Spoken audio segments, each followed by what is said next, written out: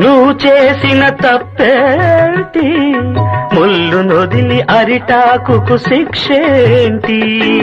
తప్పు నాది కాదంటే లోకం ఒప్పుతుందా? నిప్పులాంటి సీతనైన తప్పు చెప్పకుండా. అది కథే కదా, మన కథ నిజం కాదా? అది కథే కదా, మన కథ నిజం కాదా?